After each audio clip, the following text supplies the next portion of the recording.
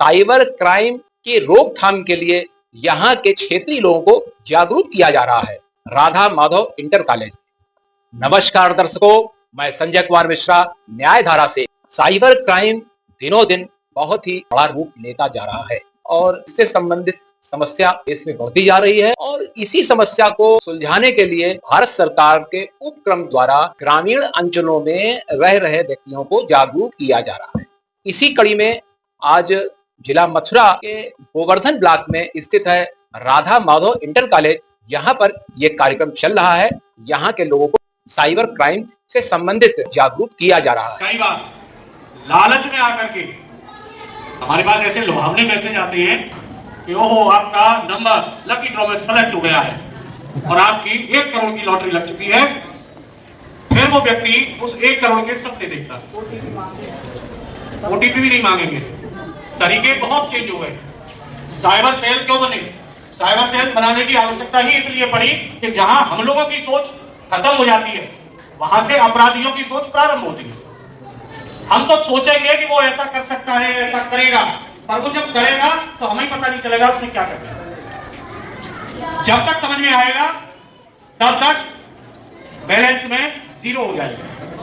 कई के लोग आए थे, उन्होंने जानकारी दी है, उसके सजग रहना है। करनी है हाँ, पहले आपको थाने नहीं जाना। अगर आपका पैसा निकल गया है, ट्रांजेक्शन कोई फ्रॉड हुआ है, तो सबसे पहले 1930 पे कॉल करके अपनी सूचना दर्ज करा देंगे। इसके बाद फिर संबंधित थाने में जाके आप शिकायत पत्र दे सकते हैं।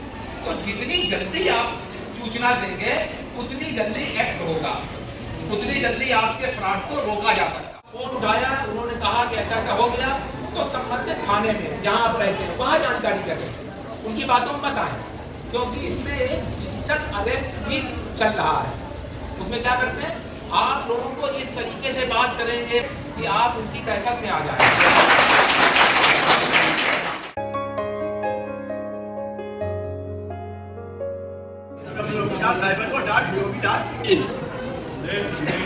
इसमें सवाल जब जाएंगे तो आप इन्हें देखेंगे कि आप ध्यान रखिए 1930 जहाँ आपसे फ्रॉड लगे कोई बात नहीं है, कोई शिकायत आपकी होगी, कहीं कुछ नहीं होगा। और जैसे ही आपका मोबाइल कभी गिरता है, या आप हमेशा ध्यान रखिए जैसे मोबाइल आपका गिरे आप तुरंत ही उसकी अपने सर्विस प्रोवाइडर जो भी है। और दूसरा है कि दूसरी बात आप जो भी होता है आपके दिमाग में कोई बात हो, ऐसा होना चाहिए, इस तरह कार्रवाई होनी चाहिए।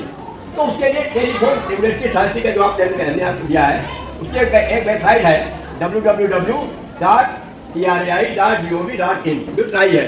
तो उसके ऊपर नए नए विचार, जैसे अभी बीच में था कहाँ क्या हो रहा है, क्या कार्रवाई हो रही है, किस तरह से काम हो रहा है। भाई ये हुआ क्योंकि ट्राई किसी की कंप्लेन सुनता नहीं है, लेकिन जब ज्यादा कंप्लेन हो जाती है सर्विस अनावश्यक एप्लीकेशन डाउनलोड करने से बचे।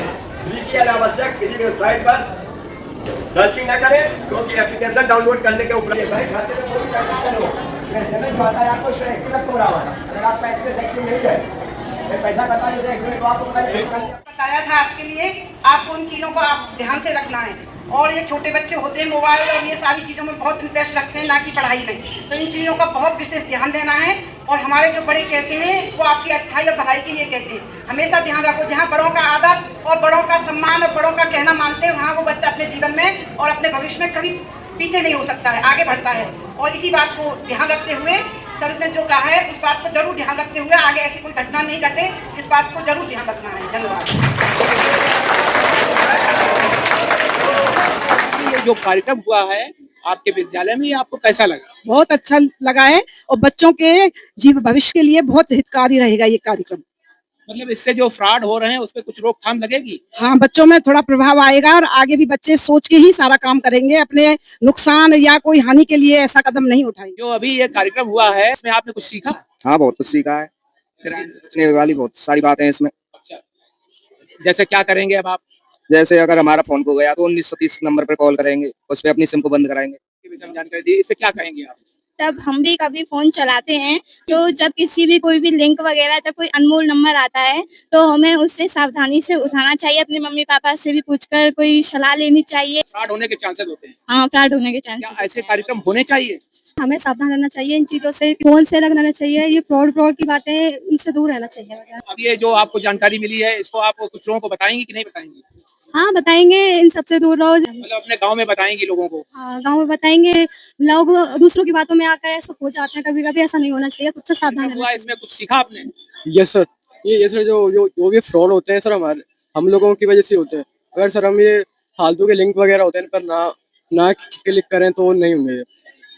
ये जो अलग ऐप्स होते हैं जैसे कि कोई गेम वगैरह, हम इनमें अपनी जो भी इंस्टॉल करते हैं तो अपनी डिटेल्स को छोड़ देते हैं, जैसे ईमेल आईडी हो गई, पासवर्ड हो गया, लॉगिन की हमने छोड़ दी, तो इसकी वजह से जो हैकर्स होते हैं इस डाटा को कलेक्ट करते हैं, इसी वजह से हमारे साथ सर कार्यक्रम fraud हुए हैं क्या? ऐसे विद्यालय में कार्यक्रम होने चाहिए क्या?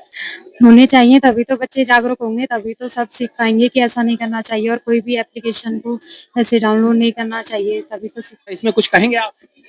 नहीं, बस यही, बच्चों को जागरूक रहना चाहिए। ये अच्छा है कार्यक्रम सरकार की तरफ से, इसी तरह समाज को जागरूक किया जा सकता है। बच्चों को जानकारी यदि होगी तो वो बड़ों को भी जाकर के समझा पाएंगे, और बच्चे की दिमाग की क्षमता तीव्र होती है, ये जल्दी समझते हैं, और समझते हैं तो मेरे ख्याल से जड़ से अगर इलाज होगा तो उसे बीमारी को खत्म किया जा सकता है।